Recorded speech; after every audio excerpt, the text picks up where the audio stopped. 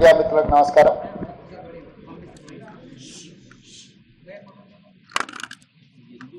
నిన్న దేశవ్యాప్తంగా జరిగిన 18వ పార్లమెంట్ ఎన్నికల సందర్భంగా జాతీయ స్థాయిలో అదేవిధంగా తెలంగాణ రాష్ట్రంలో జరిగిన ఎన్నికలు, వచ్చిన ఫలితాలు, వాటి మీద ప్రజలు ఇచ్చిన తీర్పుకు సంబంధించి మీడియా మిత్రులతో చర్చించి కాంగ్రెస్ పార్టీ భవిష్యత్ ప్రణాళికను సిద్ధం చేసుకోవాలని ఆలోచన చేస్తున్నాం.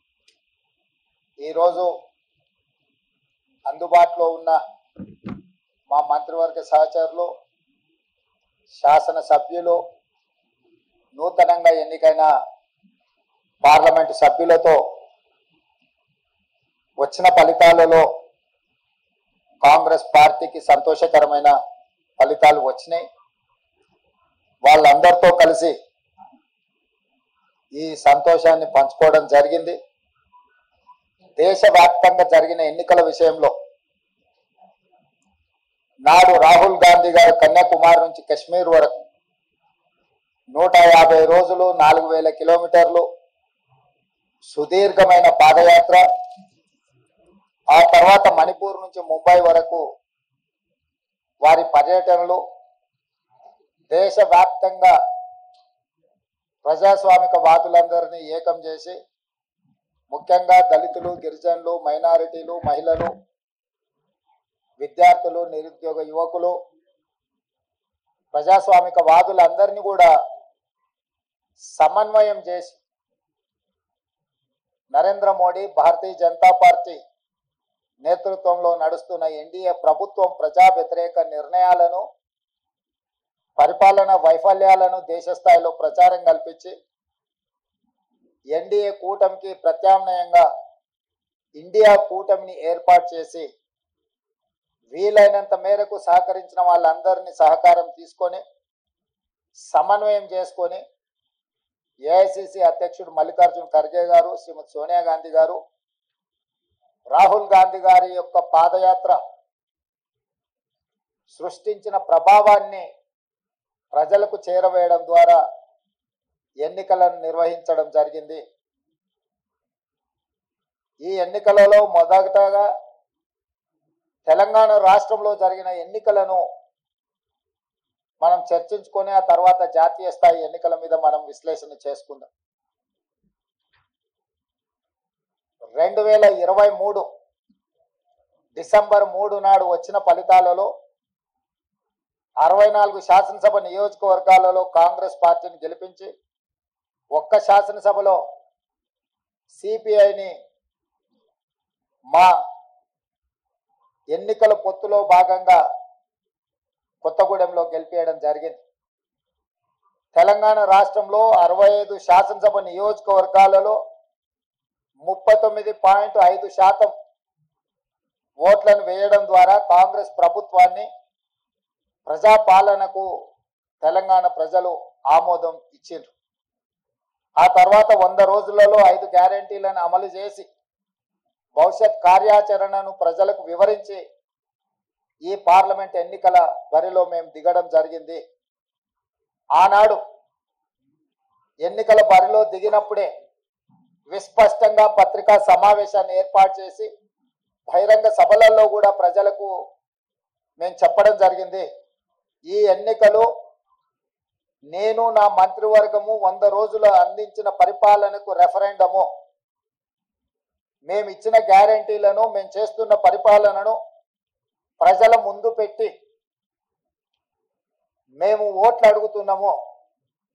మా పరిపాలన మీకు నచ్చితే, మా పరిపాలన ఇంకా కొంత బలాన్ని చేకూర్చడం ద్వారా ఇంకా ప్రజలకు ఉపయోగపడే విధంగా పరిపాలన అందించడానికి మీరు తీర్పు ఇవ్వండి అని చెప్పి విస్పష్టంగా ప్రజలకు మేము వివరించడం జరిగింది.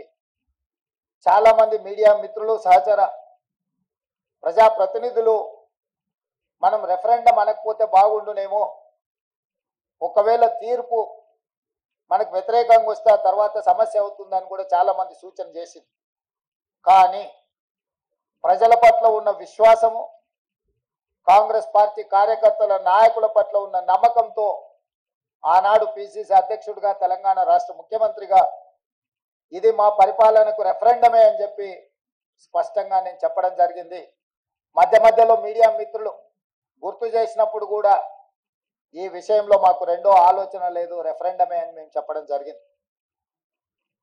తెలంగాణ రాష్ట్ర ప్రజా పరిపాలన రెఫరెండంగా మేము ఎన్నికలకు వెళ్తే ఈరోజు తెలంగాణ రాష్ట్రంలో వచ్చిన ఫలితాలు, ప్రజలు ఇచ్చిన ఓట్ల శాతం, పార్లమెంట్లతో పాటు అసెంబ్లీలో మాకు వచ్చిన మెజారిటీని మీడియా మిత్రులు ఎలాగో విశ్లేషిస్తారో మా వైపు నుంచి కూడా మేము ఈరోజు వివరించదలుచుకున్నాము.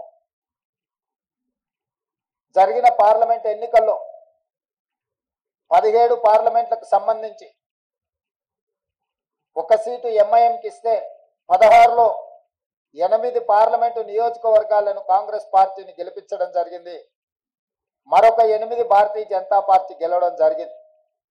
మా 8 పార్లమెంటు నియోజకవర్గాల ఫలితాలు దాదాపుగా 41% ఓట్లు కాంగ్రెస్ పార్టీకి రావడం జరిగింది. 2023 డిసెంబర్ 3 నాడు వచ్చిన ఫలితాలలో కాంగ్రెస్ పార్టీకి వచ్చిన ఓట్ల శాతము 39.5%. ఈ పార్లమెంట్ ఎన్నికల్లో 100 రోజుల పరిపాలన తర్వాత దాదాపుగా 41% ఓట్లు కాంగ్రెస్ పార్టీకి రావడం జరిగింది. ఓట్ల శాతంలో ప్రజలు రెఫరెండం ద్వారా మా పరిపాలన బాగుందనడమే కాదు, మమ్మల్ని మెచ్చుకొని అసెంబ్లీ ఎన్నికల్లో ఇచ్చిన ఓట్ల శాతానికంటే అధిక ఓట్ల శాతాన్ని ప్రజలు మాకు ఇవ్వడం ద్వారా, ఆశీర్వదించడం ద్వారా మా పరిపాలన పట్ల ప్రజలు సంతృప్తి వ్యక్తం చేసిండ్రు అని చెప్పి నేను భావిస్తున్నాను.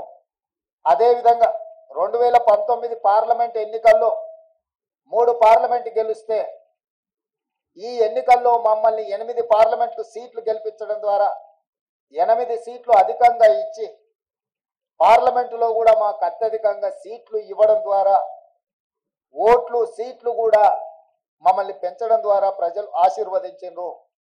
ఇదే కాకుండా మూడవ విశ్లేషణ, 119 శాసనసభ నియోజకవర్గాలలో ప్రజలు ఓట్లేస్తే విస్పష్టంగా ఆనాడు 64 సీట్లు ఎట్లయితే మెజారిటీ వచ్చిందో ఈ రోజు 64 సీట్లలో మెజారిటీ రావడమే కాకుండా కంటోన్మెంట్ మేము ఓడిపోయి బీఆర్ఎస్ గెలిచిన సీటులో కాంగ్రెస్ పార్టీకి 13,206 ఓట్ల మెజారిటీ ఇచ్చి 65వ స్థానాన్ని కూడా కాంగ్రెస్ పార్టీకి ఇవ్వడం ద్వారా ఆనాడు ఇచ్చిన 64 సీట్ల కంటే ఇంకొక సీటును అదనంగా ఇచ్చి కాంగ్రెస్ పార్టీని అసెంబ్లీలలో కూడా 65 సీట్ల తీర్పు ద్వారా మా రెఫరెండంని ప్రజలు సమర్థించిండ్రు, మాకు అనుకూలంగా ఓట్లేసి గెలిపించిండ్రు.